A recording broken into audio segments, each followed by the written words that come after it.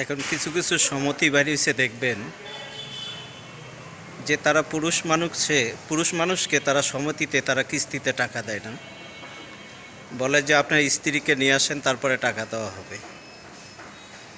তাই আসলে এটা হলো এই সমিতিওয়ালাদের এটা হলো একটা চাল, যে পুরুষ মানুষকে যদি টাকা দেয় তাহলে স্ত্রীকে যে চাপ দিতে পারবে না যে কিস্তির টাকা কেন পরিশোধ করেন না।